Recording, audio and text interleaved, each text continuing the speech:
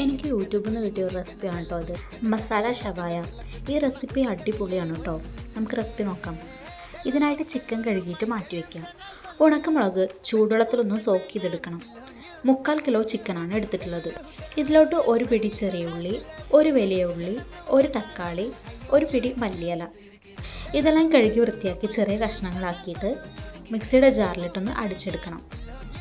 ഇതിലേക്ക് ഇഞ്ചിയും വെളുത്തുള്ളിയും കൂടെ ചേർത്ത് കൊടുക്കണം. ഞാൻ അതിൻ്റെ പേസ്റ്റാണ് കേട്ടോ ചേർത്തിട്ടുള്ളത്. പിന്നെ നേരത്തെ കുതിർത്ത് വെച്ച ഉണക്കമുളകും കൂടെ ചേർക്കുക. അതിൻ്റെ വെള്ളം കൂടെ ചേർത്തിട്ട് വേണം ഇത് നന്നായിട്ട് അരച്ചെടുക്കാൻ. പിന്നെ ഇതിലേക്ക് ആവശ്യമായിട്ടുള്ള ഉപ്പ്, ഗരം മസാല, പിന്നെ മുളക് പൊടി, കുരുമുളക് പൊടി, ചിക്കൻ മസാല കൂടെ ചേർക്കുക. എൻ്റെ മുളക് നല്ല എരിവുള്ളതായിരുന്നു, അതുകൊണ്ട് കുറച്ചേ ചേർത്തിട്ടുള്ളൂ കേട്ടോ. അതുകൊണ്ട് നല്ല റെഡ് കളറായിട്ട് ഇത് കിട്ടിയിട്ടില്ല. നിങ്ങളിതിലേക്ക് കാശ്മീരി മുളക് കൂടെ ചേർത്തിട്ട് മിക്സ് ചെയ്ത് കഴിഞ്ഞാൽ നന്നായിട്ട് നിറം കിട്ടും.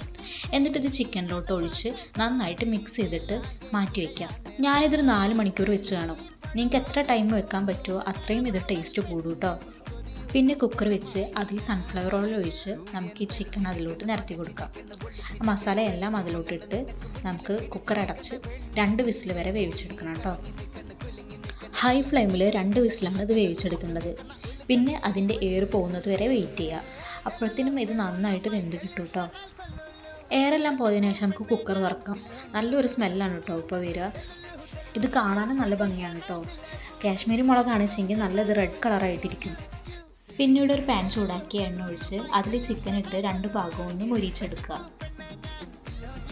2 ഭാഗം ഒന്ന് മൊരിച്ചെടുത്താൽ മാത്രം മതി. ചിക്കൻ മാറ്റിക്കഴിഞ്ഞാൽ അതിൽ നിറയെ ഗ്രേവി ഉണ്ടാവും. അത് വേറൊരു ചട്ടിയിലോട്ട് ഒഴിച്ച് നന്നായിട്ട് വറ്റിച്ചെടുക്കുക. അതിനുശേഷം ഈ മൊരിച്ച ചിക്കൻ ആ വറ്റിച്ചെടുത്തിട്ടുള്ള അതിലേക്ക് മാറ്റി നന്നായിട്ട് മിക്സ് ചെയ്യുക. അങ്ങനെ ചെയ്ത് കഴിഞ്ഞാൽ നമ്മുടെ മസാല ഷവായ റെഡിയാവും കേട്ടോ. ഞാനിത് പൊറോട്ടയ്ക്കും പത്തിരിക്കും വേണ്ടിയിട്ടാണ് കേട്ടോ ഉണ്ടാക്കിയത്. പൊറോട്ടയുടെ കൂടെ ഇതൊരു രക്ഷയുണ്ടായിരുന്നില്ല കേട്ടോ. നിങ്ങളിതുപോലെ ഒന്ന് ട്രൈ ചെയ്ത് നോക്കൂ. അടിപൊളിയാണ് കേട്ടോ. നിങ്ങൾക്ക് എന്തായാലും ഇഷ്ടപ്പെടും.